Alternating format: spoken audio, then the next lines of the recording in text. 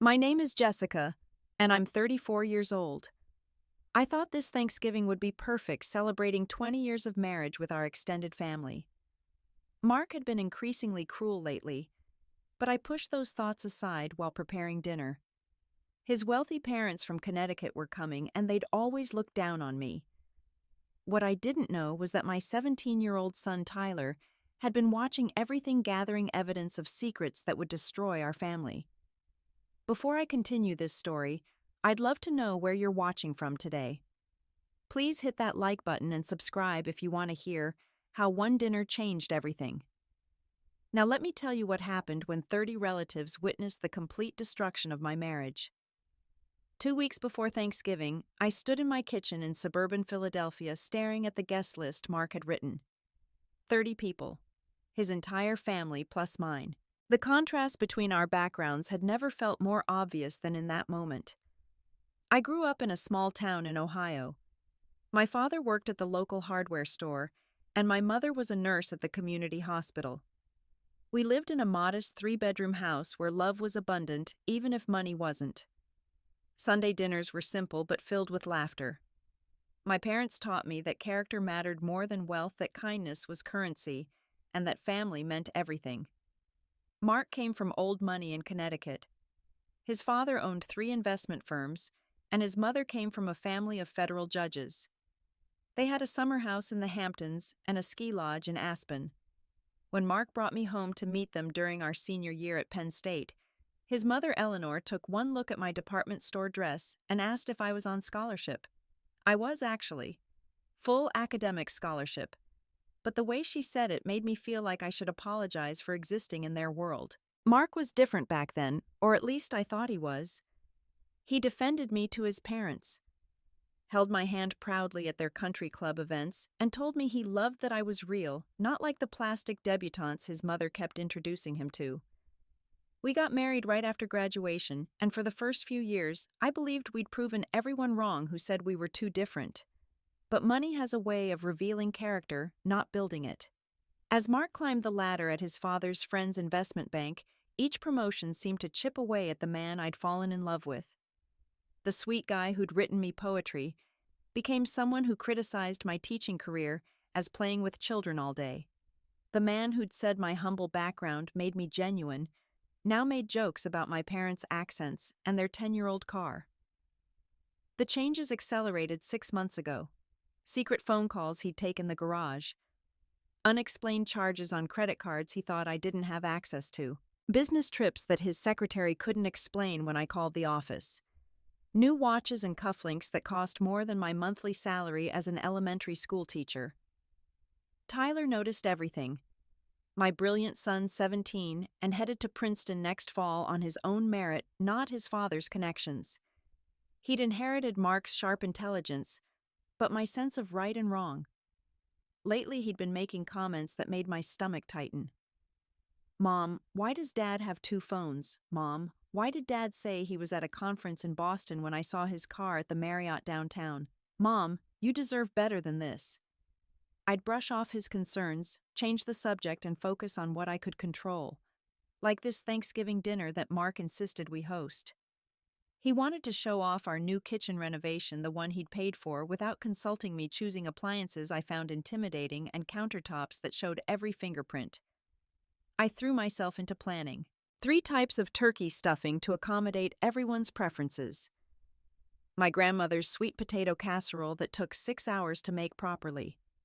Homemade cranberry sauce with orange zest and cinnamon.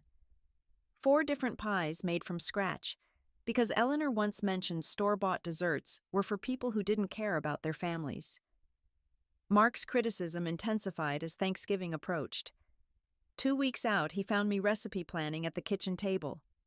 "Jessica, you're using your grandmother's recipes again. They're so heavy. My mother was saying just yesterday that modern cuisine has evolved past butter and cream." A week before, as I cleaned the already spotless house, he walked through with a white glove, actually checking for dust. "The baseboards. Jessica, how can we have guests when the baseboards are dusty? What would people think?" 3 days before he exploded over grocery receipts. $400 for one meal. "This is why I handle the finances." You have no concept of reasonable spending. The night before Thanksgiving, I found myself in Tyler's room at midnight. He was still awake, laptop open, and when he saw me, he quickly closed it. But not before I glimpsed what looked like bank statements on the screen. "Mom, we need to talk about Dad." "Not now, honey. Tomorrow's a big day. Let's just get through dinner, okay?" He looked at me with eyes that seemed far older than 17. "Mom, getting through it isn't the answer anymore. You've been just getting through it for years." I kissed his forehead and left, but his words followed me. In our bedroom, Mark was already asleep or pretending to be. His phone, the one I knew about, sat charging on his nightstand. It buzzed with a text. The preview showed a woman's name I didn't recognize, and the word "tonight."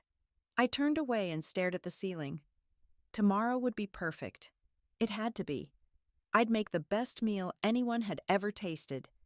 Mark's family would finally see I belonged. My parents would be proud. Everything would be fine. Everything had to be fine. Thanksgiving morning arrived dark and cold. 4:30 a.m. and I was already in the kitchen. The 25-pound turkey needed to be in the oven by 5 for a 3 o'clock dinner.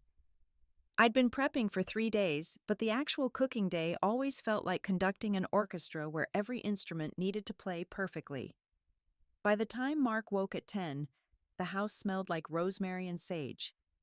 He walked into the kitchen in his silk pajamas, surveying my controlled chaos with that expression I'd learned to fear.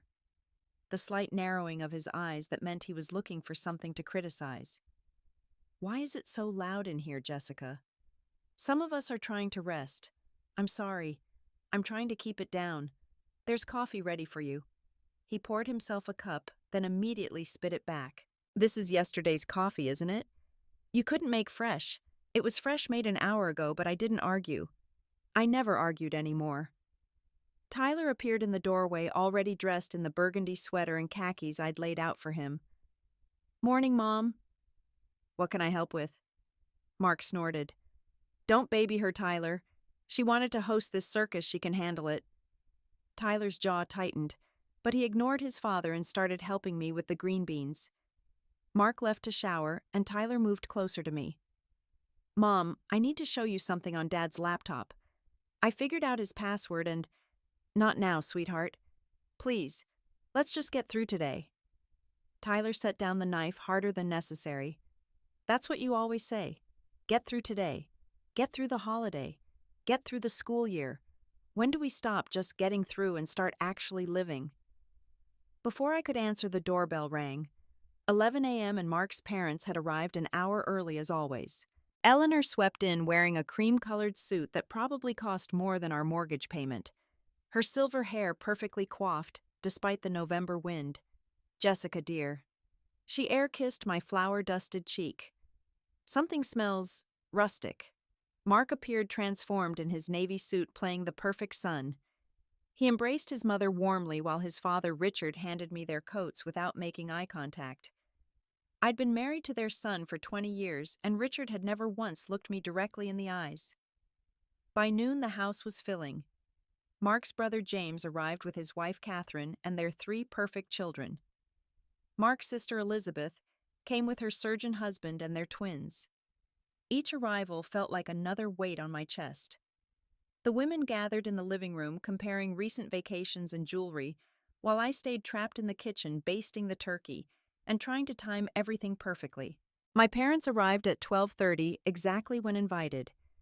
Dad wore his one good suit, the one he'd worn to my wedding and every important event since.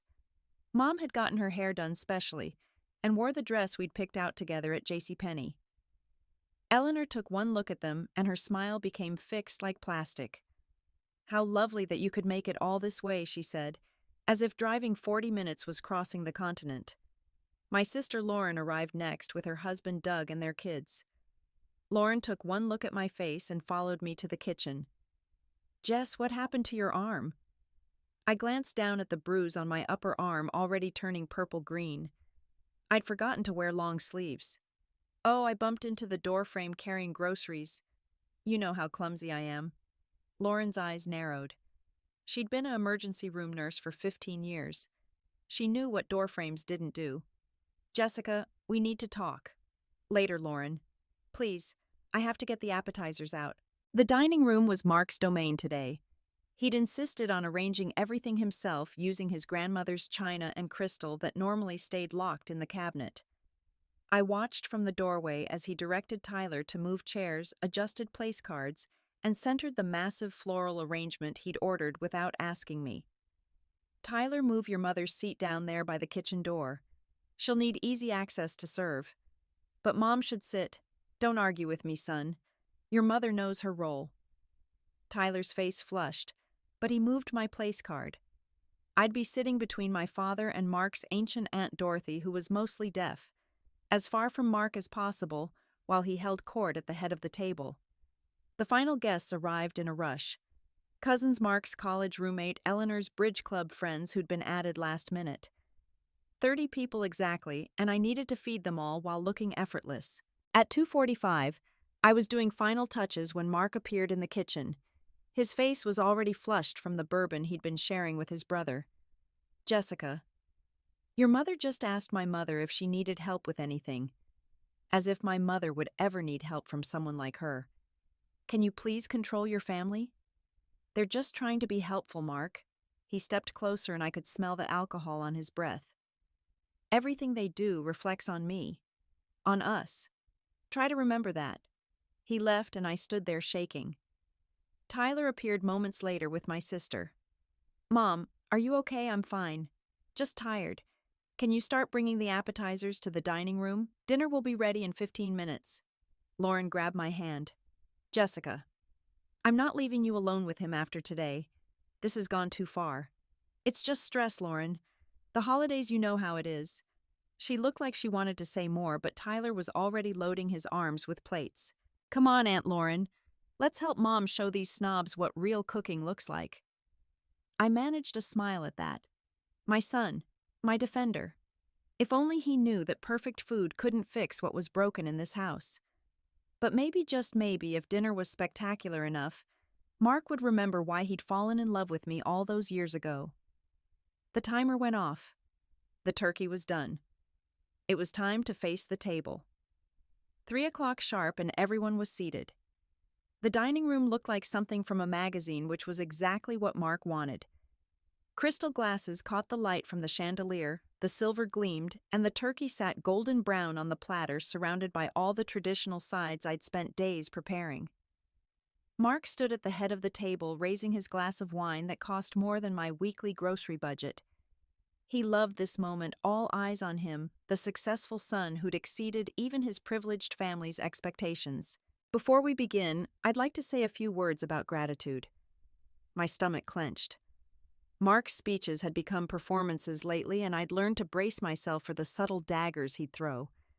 I'm grateful for success, for knowing the value of hard work and excellence. I'm grateful I learned early that we must choose our partners in life carefully, as they either elevate us or, he paused, glancing at me, hold us back. Eleanor smiled approvingly. My mother stared at her plate. I remember when I first brought Jessica home to meet you all. Mom, you pulled me aside and said, "She's sweet, Mark, but is she really our kind?" And I defended her. I said love was enough. A few chuckles from his family's side of the table. Tyler's knuckles were white as he gripped his fork. 20 years later, and I've learned Mom was right about many things. Background matters. Education matters. He looked at my father. Some people can work their whole lives at a hardware store and be content with mediocrity. Others of us were raised to expect more. Dad. Please don't, Tyler said quietly. Mark turned to our son with that cold smile I'd seen too often lately. Tyler, you'll understand someday. When you're at Princeton, surrounded by people of your caliber, not like the public school teachers and hardware store clerks of the world. The teaching gig was meant for me. I'd gone to state school, not Ivy League. I'd chosen to teach second grade instead of pursuing something Mark considered worthy. Speaking of education, Mark continued, his voice carrying that false, jovial tone Jessica was helping Tyler with his college essays last month. Thank God I caught her grammatical errors before he submitted them. State school education showing through, right, honey? I hadn't made any errors. Mark had changed my correctly written suggestions to make himself look superior. At least Jessica tries. Eleanor added her tone, suggesting that trying was adorable but ultimately futile. Not everyone can be naturally gifted. My sister Lauren shifted in her seat, but I caught her eye and shook my head slightly. Not yet. Don't make it worse. Mark was just warming up. He walked around the table as he spoke like a professor lecturing particularly slow students. The food today is certainly abundant. Jessica believes in quantity over quality. It's charming, really. Reminds me of those all-you-can-eat buffets in Ohio. Remember those, honey? Your parents used to take us there when we visited. We went once. It was a family restaurant, not a buffet, but correcting him would only make things worse. The sweet potatoes are especially interesting, Catherine Mark's sister-in-law said with a thin smile. So much butter and brown sugar. I suppose some families haven't discovered healthier cooking methods. It's my grandmother's recipe, I said quietly. Mark laughed. Her grandmother. Jessica's always trying to recreate her childhood, as if nostalgia can replace actual culinary skill. I keep suggesting she take classes at the Culinary Institute, but she insists her grandmother's recipes are good enough. They are good enough, Tyler said louder this time. They're amazing. Mark's eyes flashed dangerously. Don't interrupt adults, Tyler. Another thing your mother never properly taught you: manners. The table had gone quiet except for the sound of silverware against china. Even Mark's family seemed to sense he was crossing lines, but no one would dare stop him. This was Mark's show, and we were all just his audience. You know what's fascinating? Mark returned to his seat but remained standing. I make more in a month than Jessica makes in a year. Yet she still insists on working, playing with her little second graders, making construction paper turkeys and teaching addition. It's adorable, really. Like a hobby. Teaching is not a hobby, Lauren said, unable to stay quiet anymore. It's one of the most important professions in the world. Mark turned his smile on her. Of course, Lauren. And nursing too. All those noble underpaid professions that make people feel good about themselves. Meanwhile, those of us in finance actually run the world. While you're running the world, Jessica raises your son, my father said quietly. It was the first time he'd spoken since sitting down. Mark's face darkened. Raises him? Is that what we're calling it? Coddling him, more like it. Making him soft. Thank God I'm sending him to Princeton, where he'll learn how real men operate. Real men don't humiliate their wives at dinner tables, Tyler said, standing up. The room froze. Mark's face went from red to purple. Sit down, now, not until you apologize to Mom. Apologize for what? For telling the truth. For pointing out that your mother peaked in high school, that she trapped me with pregnancy when she knew I was destined for bigger things. The words hung in the air like poison. I felt every eye on me. The shame burned through my body like acid. Tyler had been conceived 3 months after our wedding. Mark had proposed to me, had claimed to be thrilled about the pregnancy. But here was the truth spoken in front of everyone. That's enough, Richard, Mark's father, finally said. Mark, perhaps you should— Oh, I'm just getting started, Dad. Did you know Jessica reads my emails? Goes through my phone. She's so insecure, so paranoid. Always thinking I'm cheating on her. Eleanor tittered nervously. Because successful men like you would never risk everything for some secretary. Exactly, Mother. Although Jessica wouldn't understand that. She doesn't understand how business works. Last month she actually questioned a dinner meeting I had with my assistant. As if every meeting is some torrid affair. It's embarrassing, really. The paranoid suburban housewife cliché. Tyler was shaking now, his whole body vibrating with rage. Lauren had her hand on my arm, squeezing tight. My parents looked like they wanted to disappear into the floor. And the weight gain. Mark continued gesturing at me with his wine glass. I mean, I try to be understanding. Not everyone can maintain themselves as they age. But when I suggested she try the diet my secretary Ashley is on, she acted offended. Ashley lost 15 pounds in a month. Of course, Ashley is 23 and actually cares about her appearance. The mention of Ashley's name made Tyler flinch. I saw him reach for his phone in his pocket. Speaking of caring, Mark was on a roll now, drunk on his own cruelty. And the captive audience, let me tell you about Jessica's latest project. She wants to redecorate Tyler's room before he leaves for college. She showed me swatches. Swatches? As if I care about throw pillows and curtain rods. This is what occupies her mind while I'm making million-dollar deals. The deals you make with whose money, Tyler asked quietly. Mark went still. What did you say? Tyler pulled out his phone. I asked whose money you're using for those deals, Dad. Because it's interesting that Mom's inheritance from Grandma suddenly disappeared from the account last year. The color drained from Mark's face. Tyler, we'll discuss this privately. No? Tyler said, his voice strong and clear. You wanted to talk about truth at this family dinner? Let's talk about truth. Let's talk about Ashley from your office, Dad. You know, the one whose diet you were just recommending to Mom? Mark lunged for Tyler's phone, but Tyler stepped back, holding it high. Everyone at this table should know the truth about the man mocking my mother. Should I start with the photos, Dad, or should I start with the credit card statements? My heart was pounding so hard I thought it might explode. The room had gone completely silent. Even the children seemed to sense that something momentous was happening. Tyler looked at me, and in his eyes I saw my baby boy, my teenage son, and the man he was becoming all at once. Mom, I'm sorry, but I can't let him do this to you anymore. Not for one more minute. And then my 17-year-old son began to destroy his father with the kind of methodical precision that Mark had taught him.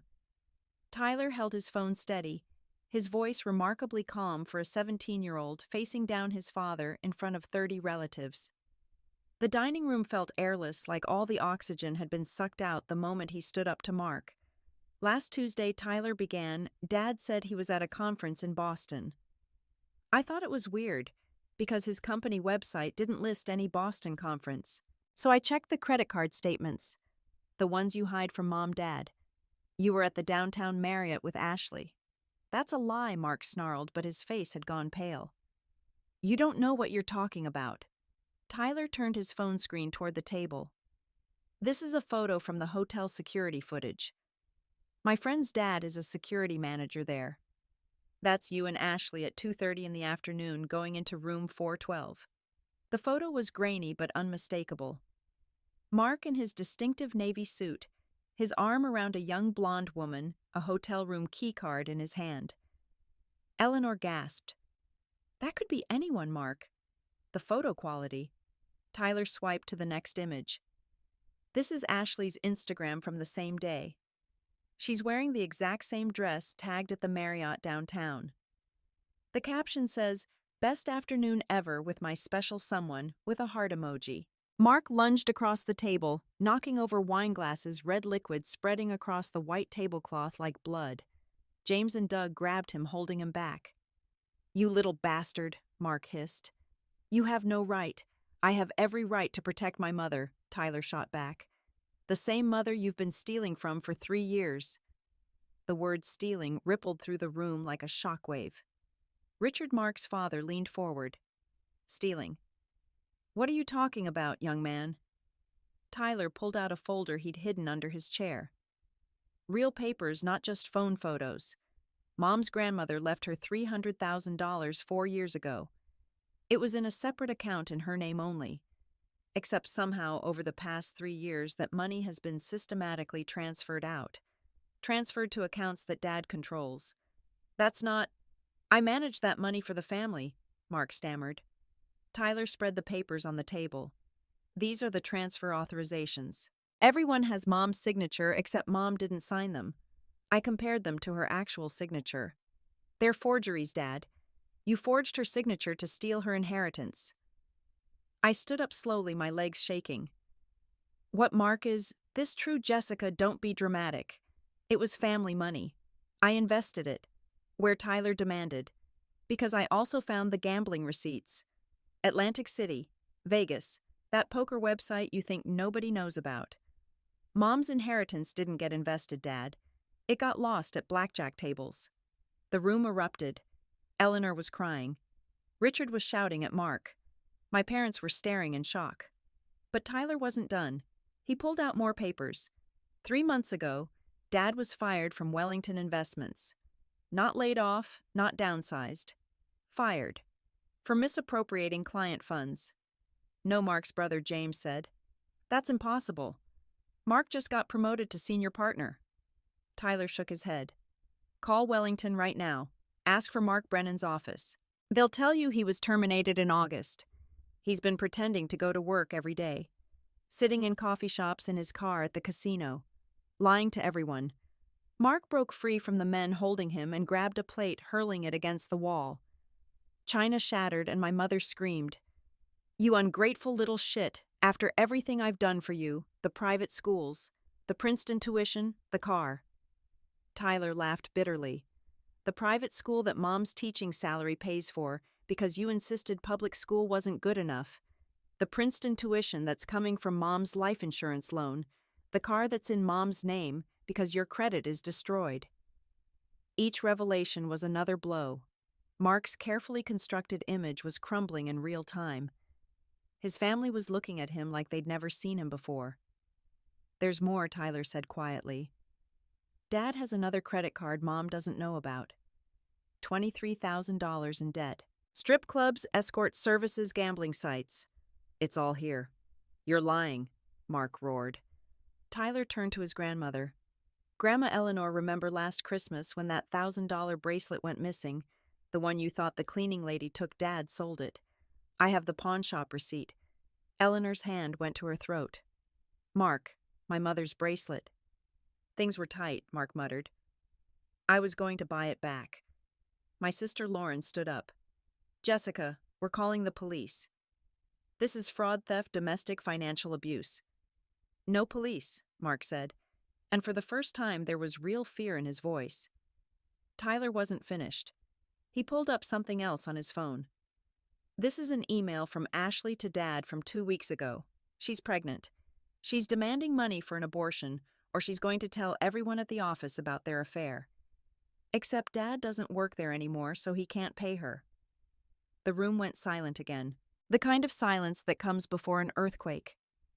I looked at Mark, this man I'd shared a bed with for 20 years, and saw a stranger. There's one more thing, Tyler said, and his voice broke slightly. Dad's been talking to a divorce lawyer. Not to divorce Mom. To figure out how to hide assets and leave her with nothing. He was planning to serve papers next month after he'd moved more money around. That was it. The final blow. Mark stood there swaying slightly, his empire of lies in ruins around him. His family was staring at him in horror. My family was looking at me with pity. And Tyler, my brave, brilliant son, was crying. I stood up and walked around the table to Tyler. I pulled him into my arms and he sobbed against my shoulder like he was 7 years old again. It's okay, baby, I whispered. You did the right thing. Jessica, Mark started, but I held up my hand. No, you don't get to speak anymore. For 20 years I've listened to you tear me down, make me feel worthless, stupid, less than. I stayed because I thought Tyler needed a father. But you know what? He doesn't need you. He's already 10 times the man you'll ever be. The strength in my voice surprised everyone, including me. I reached into my pocket and pulled out an envelope I'd been carrying for 3 weeks. These are divorce papers, Mark. I've already seen a lawyer. I know about the affairs, the gambling, the theft. I've known for months. I was going to wait until after Tyler graduated, but my son is right. Not one more minute. I threw the papers on the table, landing them in the spilled wine. You have 1 hour to pack your things and get out of my house. Yes, my house. The one my teaching salary has been paying for while you gambled away everything else. You can't do this, Mark said weakly. I have rights. Richard stood up. Mark's own father, his face hard as granite. You have nothing. You're a disgrace to this family. I'll be calling my lawyers tonight to remove you from the family trust. And I'll be calling Wellington to ensure you never work in finance again. Dad, please. You stole from your wife. You cheated on her. You humiliated her in front of children. You're not my son anymore. Eleanor was sobbing now, but she nodded in agreement. The family that had always protected Mark, always enabled him, was done. Mark looked around the room wildly, seeking any ally, any support. He found none. Even his brother and sister had turned away. "This is all your fault," he screamed at me. "You turned my son against me. You poisoned him." Tyler stepped between us, and suddenly my baby boy looked like a grown man. "Nobody turned me against you, Dad. You did that yourself every time you hurt Mom, every time you lied, every time you chose your ego over your family. We're done protecting you from yourself." Mark raised his fist, and three things happened simultaneously. Tyler stepped forward instead of back, ready to defend me. My father and brother-in-law rushed forward, and we all heard the sirens. Mark froze. "Who called the police?" "I did," my quiet, gentle mother said, holding up her phone. "The moment you threw that plate. I've been on with 911 this whole time. They've heard everything." Two officers appeared in the doorway just as Mark tried to run. They caught him easily, and the fight went out of him like air from a punctured balloon. "Mark Brennan, we need you to come with us, sir. There are questions about fraud, theft, and domestic violence." "This is a misunderstanding," Mark tried, but his voice was hollow. As they led him away, he turned back one last time. The look in his eyes wasn't remorse or sadness. It was rage, pure and cold. Even then, at the end of everything, he couldn't admit what he'd done. The door closed behind them, and the house felt different immediately. Lighter somehow, as if Mark's presence had been a physical weight on the walls. Eleanor approached me slowly, mascara streaming down her face. "Jessica, I'm so sorry. I knew he could be cruel, but I never imagined. I should have protected you. I should have been a better mother to you both." I let her hug me, this woman who'd made me feel small for 20 years. She felt frail in my arms, broken by the revelation of who her son really was. One by one, people started moving. Lauren began cleaning up the broken china. My parents started gathering the children, taking them to another room. Mark's family members approached me with apologies, confessions of what they'd suspected but never said. And through it all, Tyler stayed by my side. My protector, my hero, my son, who'd found the courage I'd lost somewhere along the way. The police had been gone for an hour, but nobody had left. It was as if leaving would make everything real, would cement the fact that Mark was gone, and our family had shattered in the most spectacular way possible. The dining room looked like a battlefield. Broken china, spilled wine, scattered papers from Tyler's evidence folder. But in the living room, something unexpected was happening. Both families, Mark's and mine, were sitting together. Not in separate camps as they had for 20 years, but mixed, united by shock and strangely relief. Eleanor sat next to my mother, holding her hand. These two women who'd barely spoken in 2 decades were crying together, sharing tissues and speaking in low voices about signs they'd missed, moments they should have intervened. "I always knew something was off," Eleanor was saying. "Even as a child, Mark would lie about little things. His father and I, we thought success would fix him. We thought if we gave him everything, he'd become the man we wanted him to be." "You can't blame yourself," my mother replied, patting Eleanor's hand. "Some people are just broken in ways love can't fix." Tyler and I stood in the kitchen doorway watching this unlikely bonding. Lauren appeared beside us with a cup of tea she pressed into my hands. "You knew, didn't you?" Lauren asked quietly. "About the affairs, at least." I nodded. "For about 6 months. I hired a private investigator when the credit card statements stopped making sense. But I didn't know about the gambling or the theft. I didn't know how deep it went. Why didn't you leave?" I looked at Tyler, who was helping his cousin clean up glass shards. "I thought I was protecting him. I thought a bad father was better than no father. I was wrong." Mark's brother James approached us, his face grave. "Jessica, I need to tell you something. This isn't the first time. When Mark was in college, he stole money from our grandmother. Dad covered it up, paid her back, made it go away. We should have gotten him help then. We enabled this." The confessions kept coming. Mark's sister Elizabeth admitted she'd seen him at the casino multiple times, but hadn't wanted to cause drama. His college roommate confessed Mark had cheated his way through several classes, paying others to write his papers. Each revelation was another piece of a puzzle I'd been too close to see clearly. Richard called a family meeting right there in my living room. Mark's father, the man who'd barely acknowledged my existence for 20 years, stood in front of everyone. I failed as a father, he said, his voice heavy. I taught Mark that money and success were everything. I never taught him about integrity, about respect, about real love. Jessica Tyler. I'm deeply sorry for what my son put you through, and for my part in creating the man he became. He pulled out his checkbook. I'm writing you a check for $300,000 to replace what Mark stole. And Tyler, your college is paid for every penny, graduate school too if you want it. It's the least I can do. I wanted to refuse to maintain my pride, but Tyler squeezed my shoulder. Take it, Mom. You earned it. 20 years of dealing with Dad is worth more than any amount of money. That got a surprised laugh from everyone, breaking the tension slightly. My father, who'd been silent since dinner, stood up. Jessica, honey, your mother and I are moving in for a while. Non-negotiable. You're not going through this alone. Lauren nodded. Doug and I are taking the guest room. We'll figure out lawyers, finances, everything. You just focus on healing. The support was overwhelming. These people who'd watched Mark diminish me for years were rallying around me now, forming a protective circle I hadn't known I needed. Eleanor pulled me aside. I've already called my divorce attorney. She's the best in the state. She'll make sure you get everything you're entitled to, and then some. Mark won't be able to hide a penny. Catherine, who'd criticized my cooking earlier, appeared with a plate. I tried your sweet potato casserole. It's incredible. Would you be willing to share the recipe? It was such a small thing, but it felt like a victory.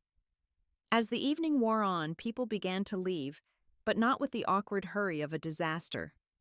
They left with hugs, promises to call, offers of help. Mark's family members, who'd looked through me for years now, really saw me, and found me worthy of their respect. The last to leave were Eleanor and Richard. Eleanor hugged me tightly at the door. You're the daughter I should have had, she whispered. Strong, patient, kind. I'm sorry I couldn't see it before. After they left, it was just Tyler, my parents, Lauren, and Doug, and me. We sat in the destroyed dining room, eating pie directly from the pans, and for the first time in years, I laughed. Really laughed. Remember when Mark said I peaked in high school? I said chocolate cream on my fork. I was president of the chess club and graduated salutatorian. If that was my peak, it was a pretty nerdy one. You were beautiful then, and you're beautiful now, my dad said firmly. That boy never deserved you. Man, I want to see his face when he finds out Grandma Eleanor wrote him out of the will tonight, Tyler said. She told me she's leaving his portion to charity, a women's shelter specifically. We stayed up until 3 a.m. planning my future. Lauren had already researched therapists. Doug had connections at a better school district where I could transfer. My parents had ideas about selling the house and starting fresh. For the first time in 20 years, I was making decisions without wondering what Mark would think, without fear of his criticism or rage. It was terrifying and exhilarating. Mom, Tyler said as everyone was finally heading to bed. Are you okay? I considered the question honestly. No, I said. But I will be. We will be. He hugged me tightly. I'm proud of you, Mom. For surviving him. For protecting me even when he was hurting you. For being strong enough to finally leave. You saved us, Tyler. You did what I couldn't do. We saved each other, he said. That's what family does. As I lay in bed that night in sheets that didn't smell like Mark's cologne, in a room where I didn't have to make myself small, I thought about the dinner. It hadn't gone according to plan. The turkey had gotten cold, the side dishes had gone uneaten, and the careful seating arrangement had ended in chaos. It had been the worst Thanksgiving dinner ever, and somehow it had also been the best. Because for the first time in 20 years, I was free. 6 months later, I stood in a different kitchen, a smaller one, but entirely mine. The divorce had been finalized just 2 weeks ago, and the settlement had been more than fair. Eleanor and Richard's lawyers had been ruthless, and Mark's attempts to hide assets had only made things worse for him. The gossip mill had been vicious at first. The story of our Thanksgiving dinner had spread through Mark's professional network like wildfire. Wellington Investments had pressed charges for the embezzlement. The casino had him flagged. Ashley had gone public with the affair and pregnancy, selling her story to anyone who would listen. Mark's carefully constructed reputation hadn't just crumbled. It had been obliterated. He'd tried to contact me numerous times through his lawyer, claiming I'd ruined his life, that I'd turned everyone against him. Even facing federal charges, he couldn't accept responsibility. The man who'd mocked my state school education was now looking at state prison. Tyler thrived in the aftermath. His college essay about standing up to his father had caught the attention of Princeton's dean, who'd personally called to commend his courage. He'd started therapy too, working through 20 years of watching his father demean his mother. Some days were harder than others, but he was healing. The extended family dynamics had shifted completely. Eleanor called me weekly not to criticize, but to genuinely talk. She'd started volunteering at a domestic violence shelter, trying to atone for years of enabling her son. Richard had become a grandfather figure Tyler had never had, taking him to baseball games and teaching him about ethical business practices. My parents had moved back to Ohio but visited monthly. The difference in them was remarkable. They stood taller, smiled more, no longer walking on eggshells around Mark's moods. My father had told me that watching Tyler defend me was one of the proudest moments of his life, seeing his values passed down to his grandson. Lauren and I were closer than ever. She'd been my rock through the divorce proceedings, the therapy sessions, the dark nights when I questioned everything. She'd helped me realize that Mark's treatment wasn't my fault, that I hadn't failed as a wife or mother, that surviving wasn't the same as accepting. Work had become a sanctuary again. Without Mark's constant belittlement, I remembered why I loved teaching. My principal had noticed the change, immediately commenting on how my natural enthusiasm had returned. I'd even applied for a curriculum development position, something I'd never have dared to do before. Dating was still off the table and might be for a long time. Trust felt like a foreign concept.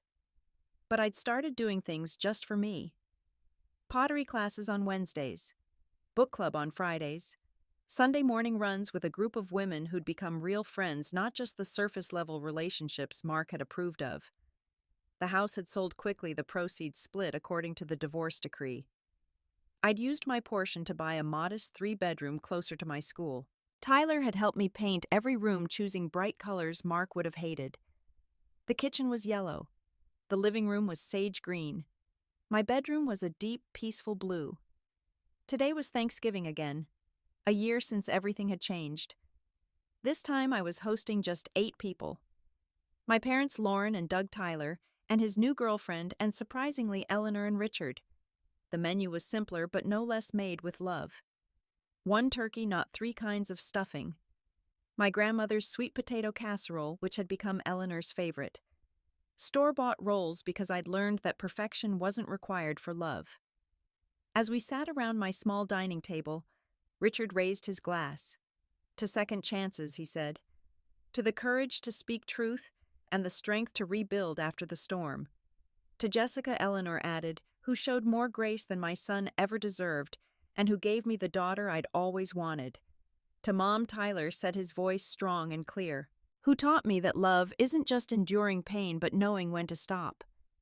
We ate and laughed, and nobody criticized the food or made cruel jokes. My father told stories about my childhood that made Tyler's girlfriend giggle. Eleanor asked for seconds of everything. Lauren snuck pieces of turkey to my new rescue dog, a golden retriever named Hope. After dinner, while everyone was watching football or napping, Tyler found me on the back porch. Mom, I need to tell you something. My heart clenched. Those words still triggered anxiety. I've been seeing Dad's therapist, the one from jail. He asked me to tell you something. I braced myself. He said he's starting to understand what he did. Not just the stealing or the cheating, but the years of emotional abuse. He said he's sorry, really sorry, for the first time in his life. I nodded, not trusting my voice. I don't forgive him, Tyler continued. Maybe someday, but not now. But I wanted you to know that maybe, just maybe, losing everything is teaching him what having everything never could. We stood in comfortable silence, watching the sun set over my small but peaceful backyard. No pool, no outdoor kitchen, none of the status symbols Mark had insisted we needed. Just a simple space where Tyler had helped me plant a garden where hope could run, where I could sit with my morning coffee and not fear the day ahead. "Mom, are you happy?" Tyler asked. I thought about it carefully. Happy seemed too simple for the complex emotions of rebuilding a life. "I'm free," I said finally. "I'm learning who I am without someone telling me I'm not enough." Some days are hard. Some days I still hear his voice criticizing me. But most days, I wake up grateful for that horrible Thanksgiving dinner that set us all free. Tyler hugged me, and I could feel the man he was becoming. Strong but kind, successful but humble, everything his father had pretended to be but never was. As we went back inside to join our real family, the one bound by choice and love rather than blood and obligation, I realized something profound. Mark had been wrong about me peaking in high school. I was 42 years old, and I was just beginning. The best chapters of my life weren't behind me. They were being written now, one day at a time, in my own hand, with my own voice. That Thanksgiving taught me that staying silent to keep peace only gives others permission to destroy you. My son's courage to expose the truth saved not just me but our entire family from living in toxic deception. Now every holiday is truly about gratitude because we're finally free from the lies that nearly destroyed us all. The broken plates had been swept away. The spilled wine had been cleaned up. The shattered family had been rebuilt, stronger bonded by truth rather than pretense. And in the end, that was the greatest blessing of all. Looking back, I realized that sometimes the most painful revelations bring the greatest freedom. Mark had mocked me at that family dinner, trying to diminish me in front of everyone I loved. Instead, he'd revealed himself, and in doing so, he'd set me free. The secrets we'd buried for years had indeed spilled out, and everything he'd built on lies had come crashing down. But from those ruins, we'd built something real, something lasting, something worthy of gratitude. If you've made it this far in my story, I'd love to hear your thoughts. Have you ever had to stand up to someone who was supposed to love you? What gave you the courage to finally say enough? Please share your experiences in the comments below. And if this story resonated with you, please like and subscribe to hear more stories of resilience and redemption. Share this with someone who might need to hear that they're not alone, that there is light after the darkness. Thank you for listening to my journey. Remember, you are stronger than you know, braver than you believe, and worthy of respect and real love. May your holidays be filled with genuine joy and the peace that comes from living your truth.